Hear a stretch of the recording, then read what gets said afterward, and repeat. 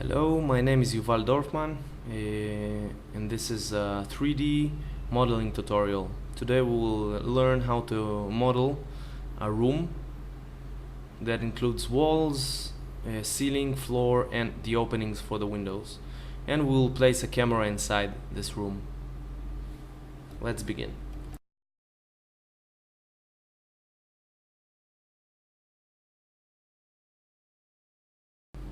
I will load AutoCAD 2011 in my case, but it doesn't matter which version it is. I will load the plan I got from the client. Then I will clean the plan up, because we don't need all the excess lines and the rooms and everything. This is the only room we need. This is the parent suite. So everything else is expendable and we can delete it. So we'll delete the upper levels plan. We'll delete every room which is not the room that we need, and even the dimensions, because we're not using the dimensions to build the 3D model in this case.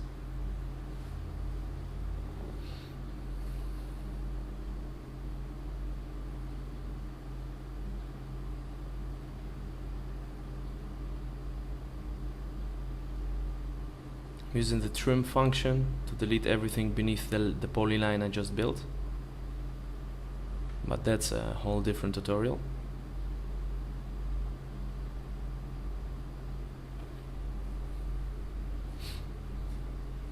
Now I'll delete everything beneath the line, all the dimensions, all the rooms we don't need.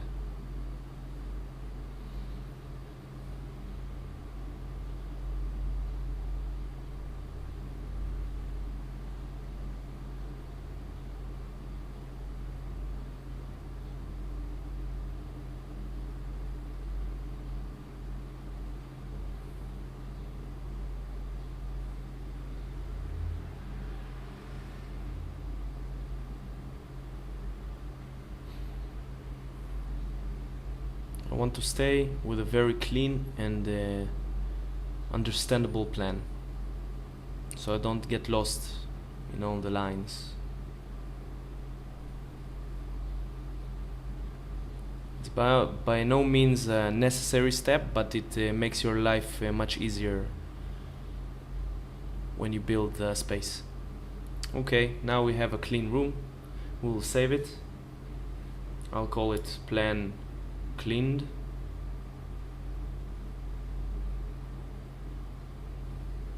And now we can go to 3D Studio Max.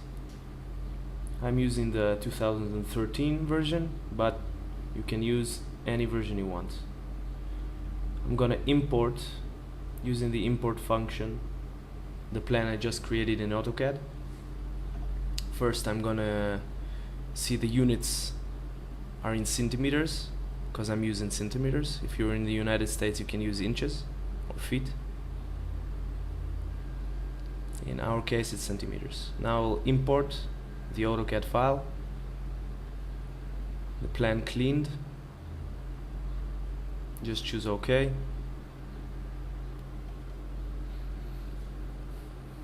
I'll go ahead and select everything I just imported, which are basically lines from AutoCAD. I'm gonna go to the top view and I'm gonna see the plan.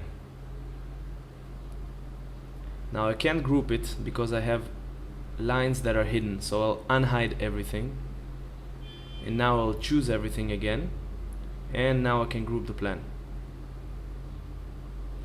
Now the plan has a thickness. It has a y-axis because some lines are beneath other lines. We need to make the plan without a thickness, like a real plan. As you can see in perspective view, it's very tall. See? So now I need to shrink it down on the y-axis to 0, so the plan could be flat, as it's supposed to be. Just shrinking it. That's it. Now the plan is flat, and I can start drawing the lines on it. To build the walls and everything else, In fact, I use lines and the snap toggle tool to snap on the points of the corners or of the windows and everything else. Now I need to check the vertex option so that I can snap on vertices, but I really don't need the edge segment, only the vertices. Now I'm going to snap and draw a line across our interior walls only. I'm going to put a point in every connection we have. If it's a door or window, every connection between a wall and an object like doors or windows, I'm going to put a point. You'll see later why.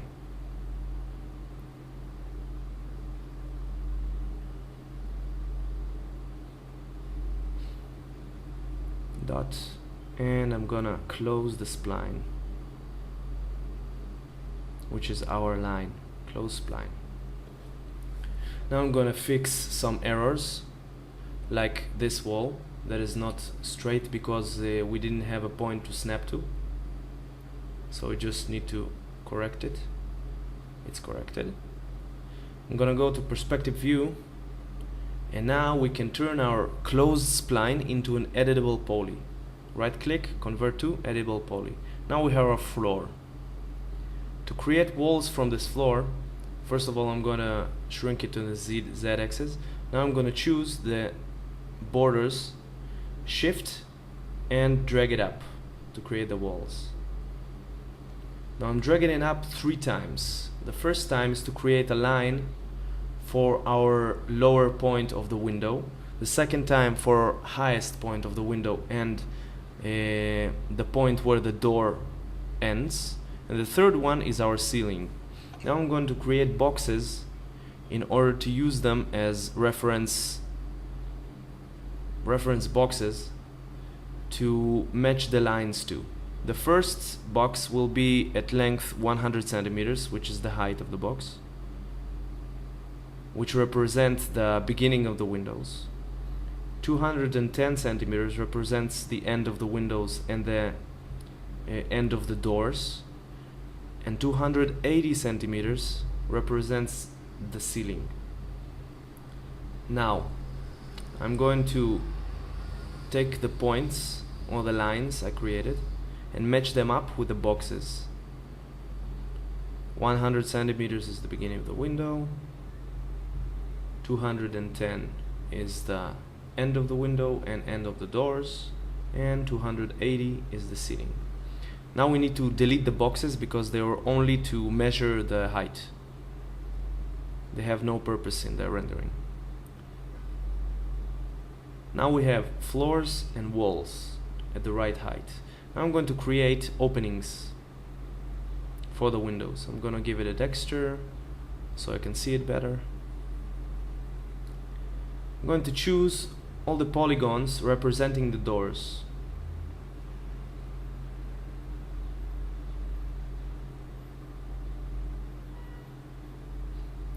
And I'm going to extrude them. The extrusion number is going to be the thickness of the walls the doors are inside. So minus 20, no, 10. Minus 10. That's about right. I'm going to click OK. And now I'm going to delete the polygons, creating openings. I'm going to do the same thing for the balcony opening and the windows. The balcony wall is 20 centimeters. I'm going to delete the polygon. I'm going to choose the 2 windows inside the room and I'm going to extract them. This wall is 25 centimeters. And again, I'm deleting the polygons to create the openings. And now we have a room with a floor and walls and openings. Now I'll create the ceiling. I'll choose border, choose the upper border and click cap. This will create the ceiling. I'll choose the ceiling and detach it, calling it ceiling. I will call everything else walls, and I will detach the floor. How will I do that? I will choose the lower polygons and then unchoose the upper from my selection. Now only the floor is selected, and I will go to the detach function and call it floor. Now we have a room with a ceiling, floor, and roof, or ceiling, floor, or walls.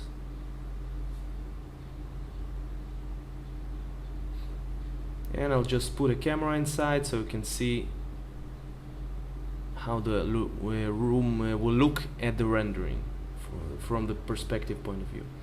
Now you can see I didn't create thickness to the walls. That's because I don't need it, because my camera will be inside the room. I cannot see the other side of the walls. I need to see only the inner walls. So this way it's much cleaner, faster, and cheaper on RAM, because we don't have as many polygons as we would have if we would create the outer walls.